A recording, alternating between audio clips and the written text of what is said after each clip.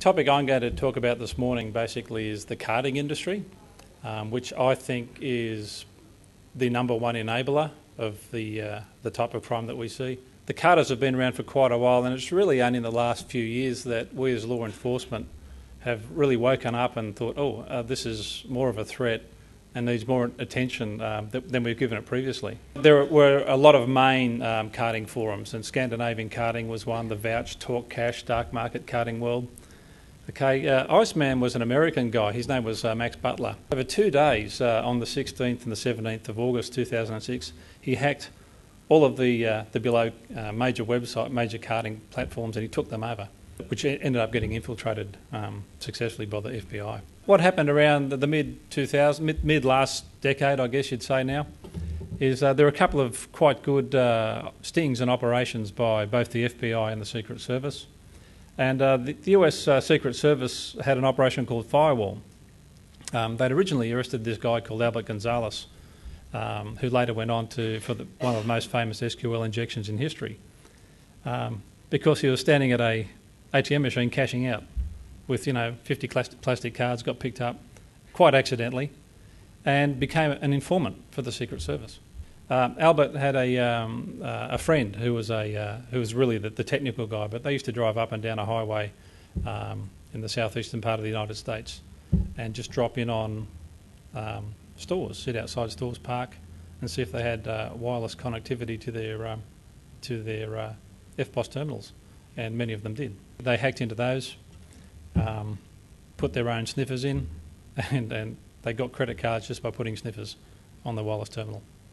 Fantastic. And they made quite a lot of money out of it. In fact, 120 million credit and debit cards from the Heartland payment system in 2007. He ended up getting 20 years.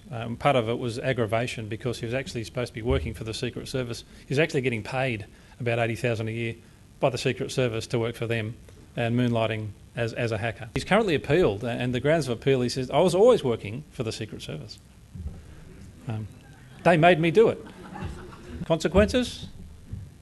TJ Maxx alone has spent $130 million dealing with the aftermath of the intrusion. The FBI, this guy Keith Malaska, he actually infiltrated the dark market.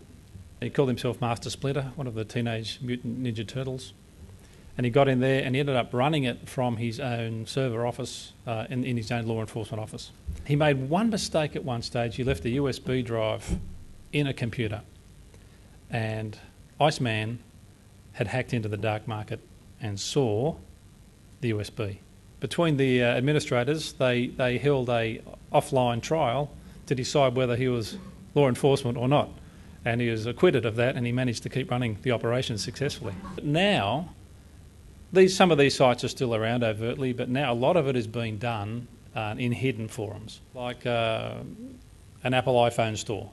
You wouldn't think that was a carding platform, but being there somewhere, yep, there's the shop. We actually arrested two of the guys running the dark market here in Australia. We're making an arrest shortly in that, a member of one of the outlaw motorcycle gangs. Strikeforce Cranbrook, we arrested one of the well-known carders around the world. We also found an Eastern European hacker who was living here in the eastern suburbs. We looked at his computer and it was chock-a-block full of, everything. Data from databases, and interestingly, not just credit card data, he'd been hacking medical databases. So medical services around Sydney.